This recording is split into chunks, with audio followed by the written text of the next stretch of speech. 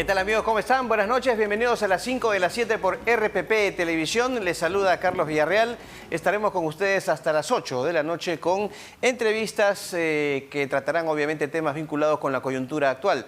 Lo más importante del día ha sido esta especie de polémica que ha habido o discusión en torno a la pensión vitalicia que deben recibir los expresidentes de la República. Y es que algunos que han desempeñado el cargo, como Manuel Merino, Francisco Sagasti, han solicitado al Congreso que justamente se haga efectivo el pago de esta pensión. Veremos hoy qué alcances tiene la ley, si es que efectivamente corresponde a Manuel Merino o a Francisco Sagasti, porque ellos han asumido la encargatura de la presidencia de la República, ¿no?, ante la vacancia del presidente que en ese momento estaba de turno, diremos así. En el caso de Manuel Merino fue por Martín Vizcarra. Y también, por supuesto, ya el Ministerio Público ha dispuesto la cremación, por fin, del cadáver del terrorista Abimael Guzmán. Vamos a conversar en primer término con el congresista Luis Aragón, de la bancada de Acción Popular. Le agradecemos, por supuesto, por su deferencia. ¿Cómo está, congresista Aragón? Tenga usted muy buenas noches. Muy buenas noches, mi querido Carlos. Saludar a todos los televidentes de RPP. Y, bueno, a tus órdenes en esta entrevista. Decíamos en la parte inicial de este programa que por fin se ha tomado una decisión ya, me refiero al Ministerio Público, ha dispuesto la cremación del cadáver de Abimael Guzmán. Se ha coordinado con el Ministerio Público, con el Ministerio de Justicia y los organismos involucrados en este proceso para que ya se efectúe lo antes posible como establece la ley. ¿Cuál es su opinión al respecto, congresista Aragón?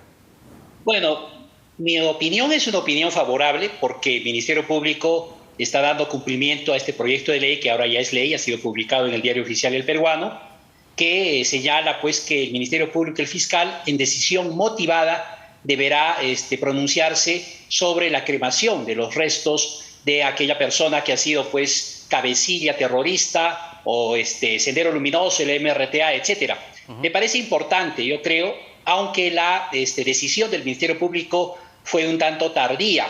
Esta decisión esperamos hubiera sido mejor días antes, porque también el proyecto de ley ya fue publicado obviamente en el Diario Oficial Peruano hace varios días. Entonces la decisión es la correcta, se está dando cumplimiento a esta ley y me parece importante pues que si estamos viviendo en un Estado de Derecho cumplamos con la norma que está publicada pues en el Peruano, ¿no? Muy bien. Ahora, Acción Popular va a proponer la cremación de Vladimiro Montesinos y Alberto Fujimori cuando fallezcan. Eso es lo que ha adelantado un comunicado justamente de ustedes. ¿Cuál es el sustento de esta propuesta que van a presentar, tengo entendido, en los próximos días, congresista Aragón? Bueno, en realidad esta no es una propuesta de la bancada. Yo tengo que desmentir públicamente ello porque no se ha tomado una decisión final en la bancada. Un comunicado, perdón, yo no sé cómo ha salido este comunicado a nombre de la bancada de Acción Popular y tiene que tomarse una decisión final. Todavía tiene que debatirse. Del área de prensa de la bancada. O sea, es la bancada la que ha decidido esto, ha tomado la decisión de comunicarlo, entonces nos sorprende lo que usted nos dice, congresista Aragón. Bueno, lo que yo creo es que tiene que todavía debatirse este tema en la interna de la bancada. Tiene que haber un debate más detallado, tiene que haber un debate mucho más transparente, mucho más honesto. Y definitivamente, al margen de que la Oficina de Prensa o Comunicaciones haya podido emitir, yo voy a pedir en la nueva reunión que podamos tener todos los congresistas de la bancada a que este tema tenga que debatirse con más amplitud. Obviamente, habrá congresistas que están a favor, habrá congresistas que no están a favor, pero este tema tiene que debatirse con mayor detalle, reitero, con mayor transparencia, con mayor honestidad, y obviamente pues ahí recién tomar una decisión a nombre de la bancada de Acción Popular. Yo creo que ha habido algunas afirmaciones un tanto apresuradas de algunos colegas, lo decimos públicamente, pero son las discrepancias que hay siempre en toda organización política. Al margen de ello, mi posición es una posición contraria. Yo no estoy de acuerdo con este proyecto de ley en caso se presentase ¿por qué razón, bancada o otra bancada, etcétera. No podemos nivelar a una organización terrorista, obviamente, que ha cometido pues con sus cabecillas terroristas, al margen de las discrepancias y los desacuerdos que hayamos tenido con el gobierno de Fujimori y también, por supuesto, las violaciones de derechos humanos que hayan existido en su momento. Entiendo, o sea, usted nos dice que este proyecto, esta posibilidad, esta propuesta, ¿no se ha tratado en bancada o se ha tratado de una manera, diríamos, muy superficial? Bueno, el tema se ha tocado, pero no se ha tomado una decisión final. Entonces, como no se ha tomado una decisión final, obviamente yo creo que tiene que tomarse con calma estos hechos, tiene que debatirse con más detalle, sin el apresuramiento, porque no es el momento, digamos, para presentar. No hay, digamos, una fuerza imperativa que obligue a presentar este proyecto de ley, obviamente, en estos momentos, en estas semanas, en estos días. Yo creo que tiene que haber, reitero, un debate más detallado, con más sinceridad, con más argumentos dentro de la bancada y obviamente ahí emitir ya pues un acuerdo comunicado.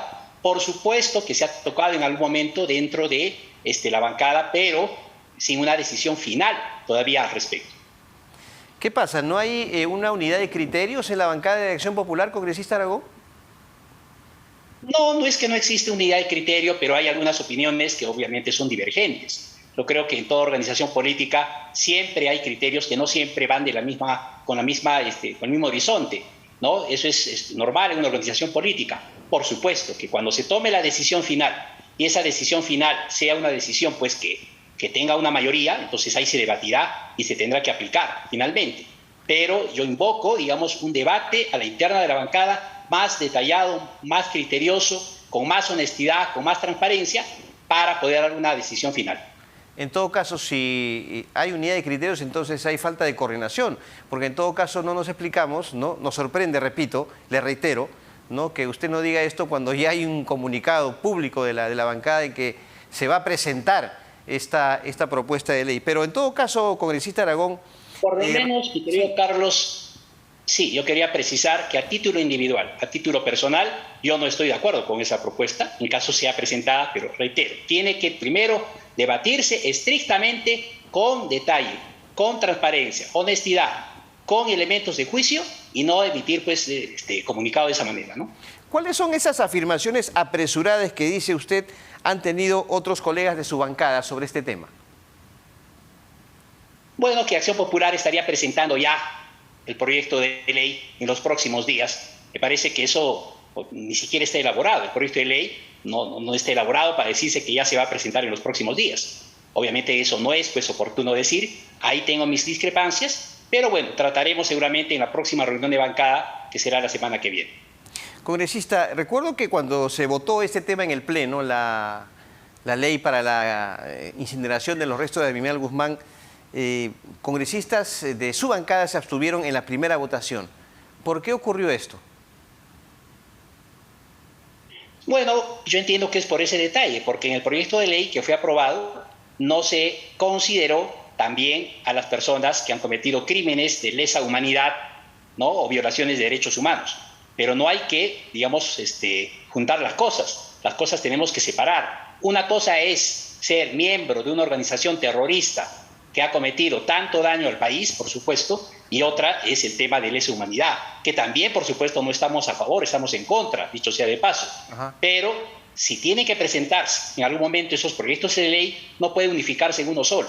Este proyecto de ley que fue presentado por Alianza para el Progreso, por la doctora Echaíz, se refería y se refirió y fue aprobado al tema, ¿no es cierto?, de cabecillas terroristas. Entonces, no mezclar las cosas. Hubieron colegas que se abstuvieron y otros colegas que votamos a favor.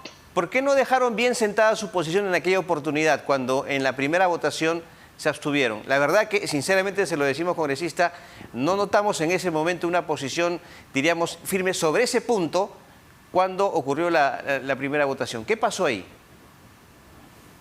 Solo tengo que precisar que 4 congresistas, dentro de ellos el que habla, votamos a favor. Votamos a favor en la primera votación, votamos a favor en la segunda votación, y los otros colegas de la bancada tendrán que, de todas maneras, señalar cuál ha sido el motivo y las razones de su abstención. Yo hablo a título personal. Pero me imagino que lo conversaron en bancada.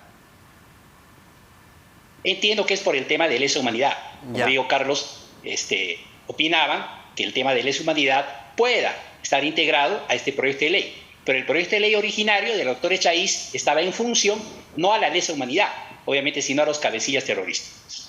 Congresista Aragón, ¿usted está de acuerdo con que Manuel Merino de Lama haya solicitado que se le asigne la pensión vitalicia por haber sido expresidente de la República? Primero se tiene que analizar jurídicamente el contenido de la ley. Entiendo que es la ley 26.519. Y esa ley nos dice que se otorga pensión vitalicia a todos los expresidentes de la República. No hace una diferenciación. Y la diferenciación, obviamente, creo que debería darse. Primero debe modificarse la ley 26.519. Si se quiere hacer algún comentario jurídico, político, analicemos el contenido de la norma. Y la norma nos dice la pensión es para todos los expresidentes de la República. No dice solamente a los que han sido electos por mandato popular y a los que digamos, ascendido a la presidencia de la República por algún mecanismo de sucesión presidencial. No. Entonces, la norma es genérica, dice para todos los expresidentes de la República. Si hacemos un análisis jurídico de esa norma, entonces, obviamente, tiene razón, concordamos nuestra opinión con lo que ha manifestado el doctor Víctor García Toma, o sea, ex magistrado del Tribunal Constitucional, que a priori en estos momentos, jurídicamente hablando, todos los expresidentes, el señor Merino, el señor Sagasti y los demás, obviamente, tienen derecho a esa pensión. Ahora, que estemos de acuerdo o no estemos de acuerdo, es un debate que se tiene que dar en la interna del Congreso. Esta ley puede modificarse, puede derogarse, etcétera, y será pues una tarea del Congreso de la República. Ok. En el caso del señor Martín Vizcarra, ¿usted cree que merece la pensión también? Yo creo que no, porque el señor ha sido acusado constitucionalmente, ha sido inhabilitado. Y esa norma, la 26.519, sí hace una excepción en ese sentido. Cuando haya una acusación constitucional, una inhabilitación, no pueden, obviamente, gozar de una pensión vitalicia, ¿no? Hay una interpretación, se la refiero, se la hago llegar, congresista, que no le correspondería la pensión ni a Merino ni a Sagasti, porque, o sea, de acuerdo a la lógica del artículo 115 de la Constitución, ellos han asumido la encargatura, funciones de presidente de la República, ¿cierto? No han vacado en el cargo de presidente del Congreso, siguen siendo parlamentarios, y que la pensión es para presidentes electos como tales. Es justamente la interpretación de la norma. ¿Cuál es su opinión? Bueno, es una interpretación que existe del artículo 115 de la Constitución, pero también si analizamos, por supuesto, la Carta Magna está por encima de una ley, por encima de la ley 26.519, pero la ley 26.519 es clara, ¿no es cierto? Nos dice pensión para todos los expresidentes de la República. Ahora, no significa que estemos defendiendo, digamos, el derecho a pensión vitalicia de los expresidentes. Yo creo que esto tiene que modificarse, obviamente esta norma, tendrá que el Congreso de la República debatir en qué casos sí, en qué casos no. A futuro, me parece, yo creo que los presidentes que han sido elegidos por mandato popular, solo ellos debieran tener una pensión vitalicia, los que han sido elegidos por mandato popular los 5 años, obviamente, pero finalmente está vigente esa norma, ¿no? Tampoco no podemos saltarnos del contenido de la ley, repito, 26.519. En todo caso, será pues un debate que se hará en el Congreso de la República. Yo entiendo que hay que hacer algunas modificaciones de todas maneras a esta ley. ¿Usted estaría a favor de que se elimine la pensión vitalicia? Hay propuestas al respecto que se han presentado ya desde el anterior Congreso de la República, del anterior periodo parlamentario. Bueno, yo estaría de acuerdo que se elimine, finalmente, que no exista pensión vitalicia, así como no existe una pensión vitalicia de ninguna manera para congresistas, para ministros, para alcaldes, para consejeros regionales, gobernadores. Está muy bien. También que se elimine la pensión vitalicia para los expresidentes de la República. Por supuesto, hay que saber diferenciar. Una cosa es ser elegido por mandato del pueblo 5 años y otra que tampoco no es ilegítima por nada, pero vía sucesión presidencial. Pero si se trata de llegar a un consenso, creo yo que debería eliminarse, obviamente, pero ahora como está todavía redactada la ley, entonces corresponde ese derecho a pensión. Reitero, el Congreso de la República tendrá que debatir, obviamente, y si se presenta una iniciativa legislativa, en buena hora. Ok, congresista, ¿le parece que el sueldo de un parlamentario es suficiente para cubrir todas sus necesidades y actividades de carácter parlamentario justamente? Ayer escuchábamos a una de sus colegas, proveniente de Perú Libre, ¿no? María Agüero, decir que no le alcanza el sueldo de congresista, no le alcanzan los 15.600 soles que gana. ¿Cómo toma usted esto? ¿Le alcanza a usted? ¿Le parece suficiente? Bueno, el sueldo es suficiente, yo creo que sí. Por supuesto, si se ha presentado una iniciativa legislativa que se debate en el Congreso de la República, yo no puedo decir de ninguna manera que no sea suficiente, sería mentir a la población. Sin embargo, tiene que haber, aprovechando la pregunta, una reestructuración de la escala remunerativa de los sueldos, creo yo, dentro del sector público. Ya. Existe un desorden, ¿no? Cuando hablamos del sector público estamos hablando de los ministerios, hablamos de organismos reguladores. Tiene que haber una estructuración nueva, más acorde a la realidad del pueblo, a la realidad de la gente, de la población. Existen grandes sueldos, y sueldos que son de 30.000, 40.000, no necesariamente están en el Congreso de la República, están en organismos reguladores, están en el Banco Central de Reserva, están en muchos directorios, ¿no?, del Estado, están en los ministerios, asesores, 1, 2, etcétera. Entonces ahí es donde existe o debería existir una regulación mucho más acorde a la realidad de las necesidades del pueblo, mucho más equitativa, ¿no? Que se puedan reducir esos sueldos, esas remuneraciones, obviamente de esos sueldos que estamos hablando de 30.000, 40.000 y hasta algo más. Bueno, pero que se debata este tema en el Congreso de la República, de ser el caso, ¿no? ¿Cuál sería el tope para usted en cuanto a sueldo, un sueldo razonable del que nos habla?